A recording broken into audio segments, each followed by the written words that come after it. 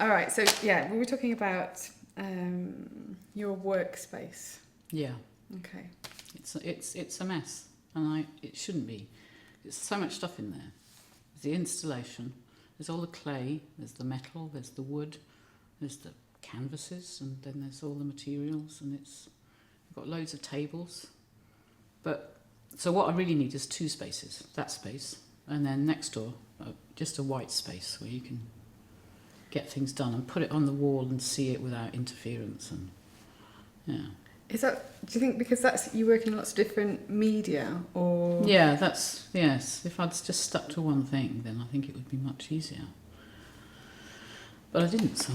But you're incredibly sort of productive as well, aren't you? And that's part of your. Yeah, I used to be. I used to work very, very fast. Yeah. I'm trying to slow down a bit now. Why is that? Well, having a studio for the first time, the first thing you notice is that that isn't usually how I work. I potter around and I do a little bit, and then I go and have a coffee or I read a book. When you're in the studio, you're in the studio, and that's all you're doing. And so I've found that sometimes I'm working very fast, but then I've started all this work where it takes ages, and that's really slowed me down. And it's interesting. I'm producing different work now just because I've got a studio space.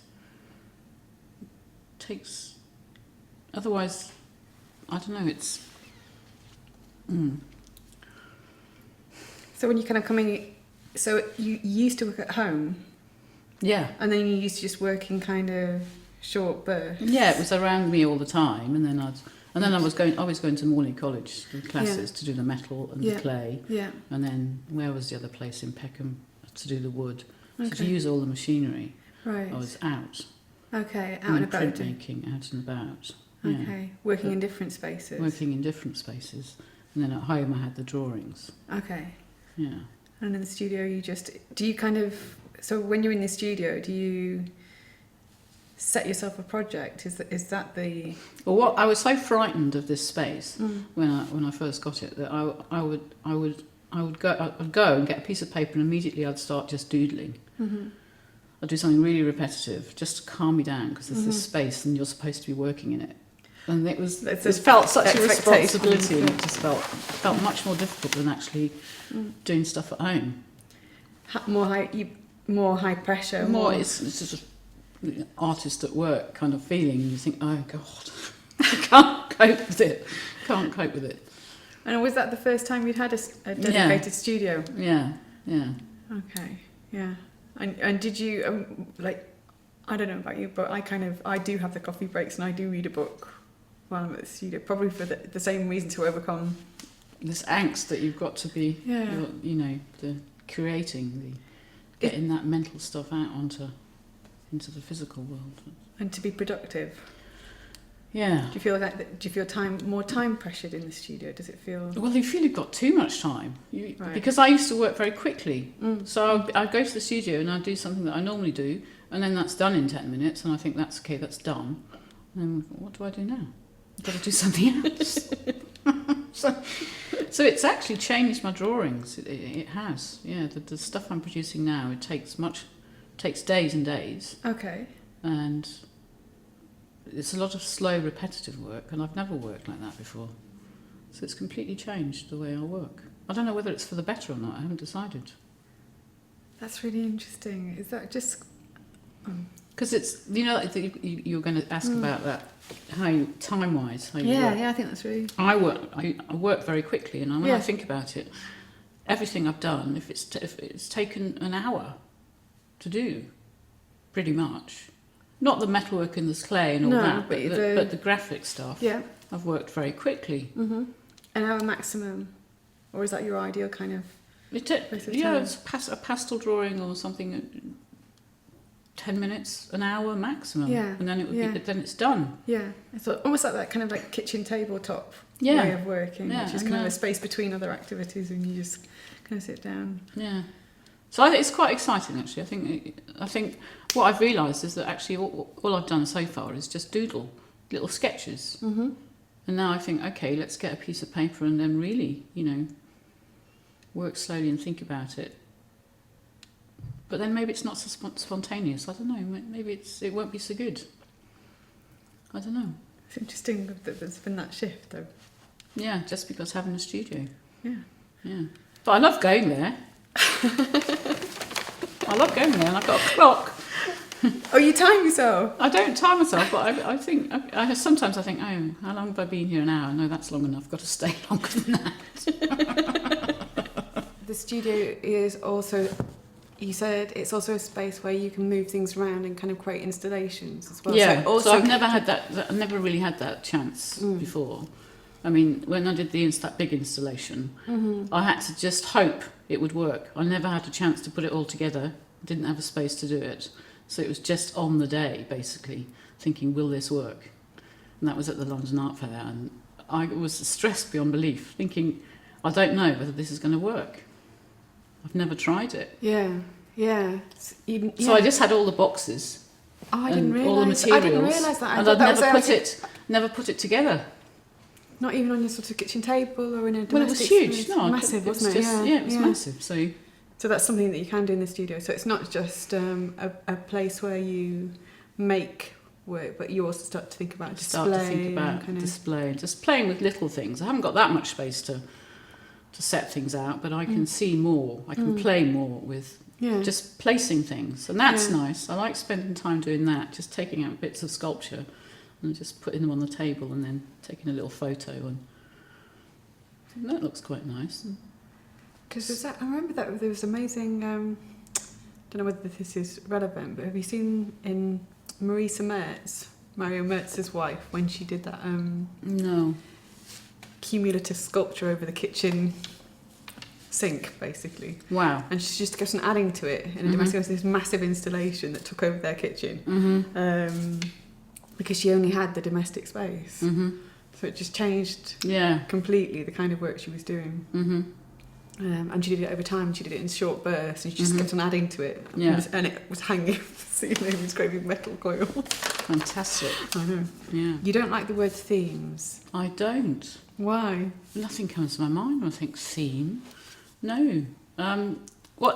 It's more what do you think you're doing? What are you addressing? Are you actually addressing anything? You might not be. And I don't know. It just, what I find is that you get this idea in your head. So you've got this mental thing that's bothering you. It's like a phenomenological sort of swamp, and you just think, it would feel better if that was out of my head. An annoyance or a disturbance. It's just like I need to... A niggle. And then... Well, sometimes I've got a specific idea, and then I just think that's got to get into the world. And so it's like you have these mental coagulations, and then you're actually making them physical.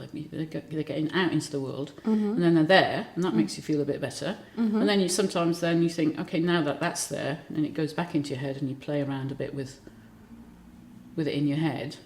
So but it's going from the mental to the physical, and that's what I find so amazing. I was thinking it's amazing about humans, isn't it? That's animals do it as well. Spiders make webs, but we're continually, even with everything we make, but buses and cars and things, we've got these ideas in our head, mental things, and then they become physical things. I think that's extraordinary. That's like we're like little gods, it seems to me. In making things, we are, because it was a mental thing, like God. God had this mental thing, had this idea, messed it up when he did, make the universe, messed it up big time, I think, but it was from mental to physical, supposedly. We don't think God, or whatever it is, as a physical thing. It's a mental. But when you say a mental thing, do you have a picture? Yeah, I have a sort of, and then of course the physicality takes over, because you think, actually that's not kind of what was in my head, but let's play with that and see what goes on. They're not fully formed images. With that installation for years and years, I wanted to create an inside space. Okay. And so that's what I had in my mind all the time. When I was playing with metal, I want some kind of box. I want create an interior. I want to create interiors to mimic the interiority of the mind. And it was not more specific than that. But it was that constraint that I worked under all the time for years. And I didn't really know what I was doing, but I was trying to think, I want a thought catcher And how's that gonna work? And playing around all the time, but keeping that idea in my head. Yeah. It's got to be a thought catcher. So it's not so much themes so much as constraints. I like working under constraints. And I get quite frightened if I haven't got a constraint. It's about containment. Containment, yeah. Otherwise, it's too huge, isn't it? Or you just doodle, and then you see what comes out of it. Yeah. And that's what I've been doing in the studio quite a lot, starting off with these doodles. But they've now become drawings in their own right. Yeah. So how does that relate to the unrealised project? If you said, you this idea of the dispersal. Oh, I'm gonna move. These guys. Yeah. If I had the money, I would teach people how to make these. Because they're quite simple. They're just extruded, and then they've got a spinal cord down the back, and then they've got the two red eyes. And I'd like to make millions and millions and millions and millions of them, and then distribute them. But isn't that the opposite of containment then? This idea of... Well, it's containment in the head. Okay. But once it's out of the head, I think it should be everywhere. It can do what it wants. These guys could go everywhere. Yeah, I'd like to see them everywhere. And I'd like people to photograph them everywhere. You know what happened in the Sopranos when they pinched a car. I forget, it was something to do with the police, I think. Or was it The Wire? I don't remember which programme it was. And then they were in the trucking and shipping international freight business, and they shipped this.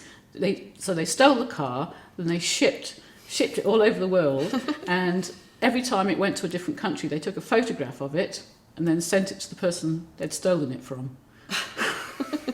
I'd quite like to do that with these guys. Send them all over the world. Yeah. With other people as your agents. Yeah. To kind of actually make them and disperse them. Yeah. What are your main sources of support? Friends, I guess. Yeah, talking. I'm a bit isolated. I don't feel I get enough chance to talk with other people who make stuff. Because I always get very excited when I'm talking about stuff with other people who want to talk about stuff. And I don't do that enough.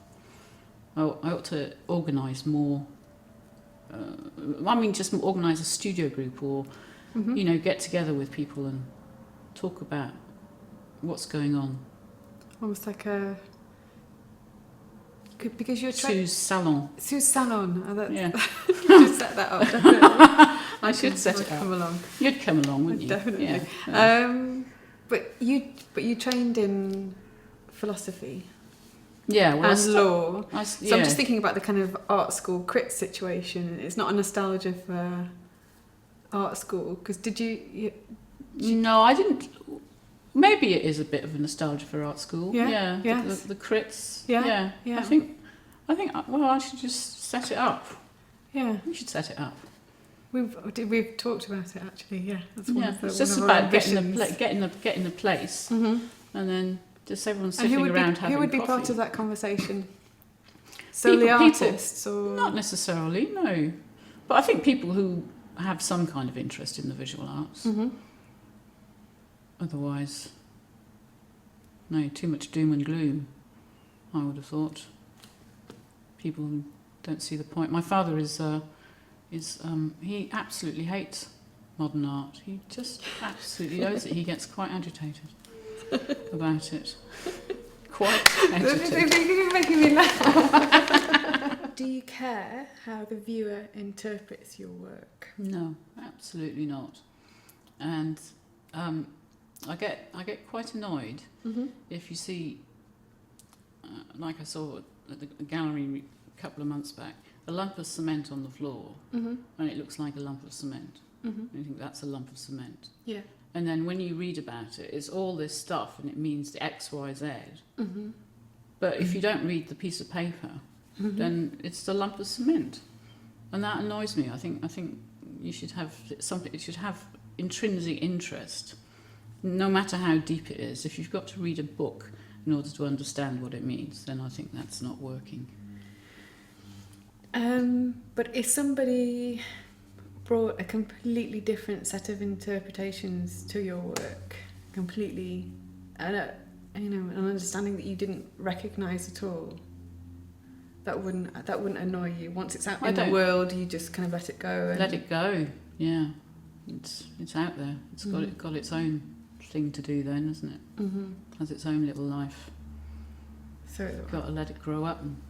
So it's connected to that interiority kind of, I do a lot of. I mean, I've been in hospital a lot, and yeah, I do a lot of work in hospital. yeah. Some of my best ideas have come when I'm in this strange state, and it's as if the analytical side of me is not working at all, and then it's just my visual stuff seems to work. Nothing else is working. So you think you're not really thinking. Is that how it feels? Yeah.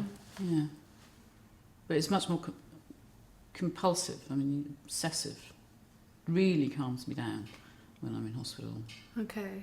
Yeah. But that's a very different way of working from when you're in the studio. Yeah. Yeah. Which is much more. It's slower and more analytical. And more analytical, you think? Yeah. It's good to have that analytical side switched off. I think sometimes. Okay. Yeah, you wonder how you might achieve that without becoming unwell or that's too high or relying on cost. other relying on kind of other things. How do you see your work developing in the future? I have no idea what's going to happen at the moment because of things happening with my parents. I mean, I'm constraining my media. Just out of necessity. Yeah. But like I said, I don't mind working under constraints. Yeah. So I'm going to push this stuff with paper, pen and ink as far as possible. And I'll continue doing that until I can get back to the studio and then work with more three-dimensional things. I mean, I'm missing clay, metal, wax. But I've just got to leave that for a minute. But that's okay because... you can really push that two-dimensional stuff, I think, if that's the only thing you can do. I've got no other way to do it. I can't paint. So it's just pen and paper. And that's fun. Although I wish I had my drawing board down in Wales. Yeah. I've only just got that and I really want to use it. My horizontal and vertical lines. Yeah. So tell me about the horizontal and vertical lines. Well, I've never been. I mean, I'm really messy. I mean, if I've got a set square, there's just no way I can get lines to be parallel. I just can't do it. Whereas with the drawing board, I see really one of those easy. big architect's boards with the the big architect's boards. So I can really do these parallel and orthogonal lines, and they're really crisp. And so I'm creating all these sort of buildings, but they're not buildings because there's no sign, there's no architect's signs in them. Then there's no graphic there. It's just lines, and I'm loving it. It's fantastic lines. It's like I think you're concentrating on these lines and paper now. It's a bit like learning a new language. It's like mathematics. And who knows? I don't know the language. I'm just finding out now. So you're learning it as you go along. Learning as I go along. Yeah. Just marks on paper. But architectural rather than with the thoughts drawing of board, just lines and what atmosphere you can create with just straight lines, and then suddenly you put something in at 30 degrees and completely changes. Sometimes you get a sense of volume just by putting a line at an angle. It's great. It's fascinating.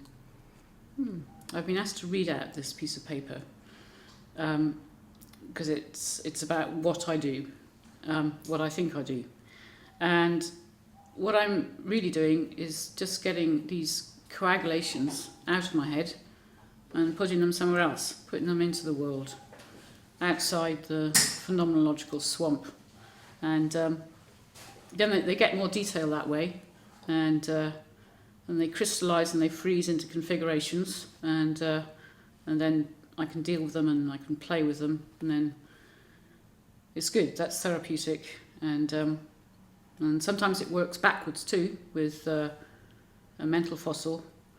You play with a mental fossil, and it feeds back into the head and makes you feel better. Yeah, something like that. It's a thing from the mental to the physical. It's getting the stuff out of the head and putting them somewhere else. And I'm really interested in graphics and lines and composition. And I know nothing about the theory of composition. I probably should, but I don't. But when I'm drawing something or whatever it is that I'm doing, I can feel decisions being made in my head. And it's not conscious, it's certainly not linguistic. I'm not explicitly aware of what's going on when I'm making these decisions, but it's obviously the brain that's making these decisions. It's saying, that it has to go there, or you need a bit there. And that doesn't seem to be me doing it at all. It's definitely the brain, it's the neurons doing something. It's not something I'm conscious of. And I think that's amazing. And I like the way a line can express so many different things depending on its intensity and its hardness and direction. And I'm getting really interested in lines, and for me it's a new language. It's like mathematics, and I know nothing about mathematics, and I know nothing about the language of lines, but it's experimenting with them and just see what comes into being just by putting pen or pencil to paper.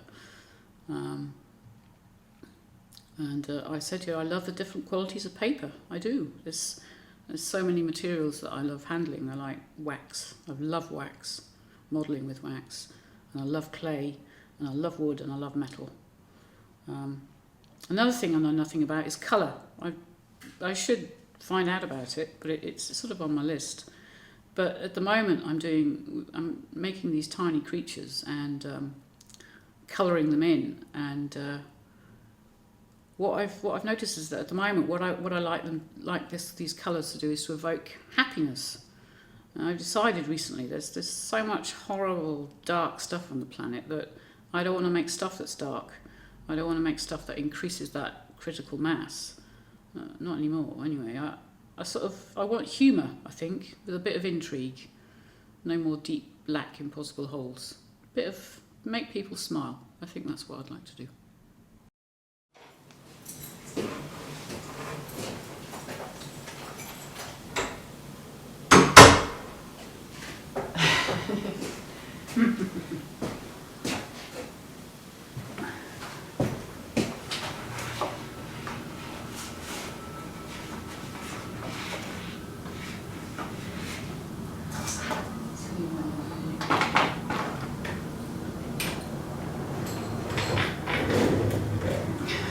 Start off like this. And glasses off.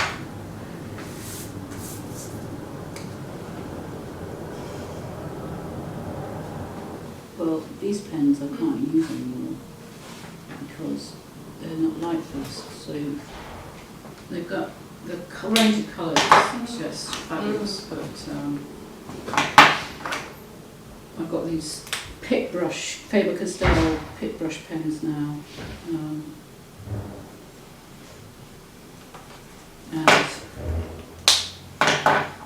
they are pigmented and light fast, so these are just dyes. So. Exciting.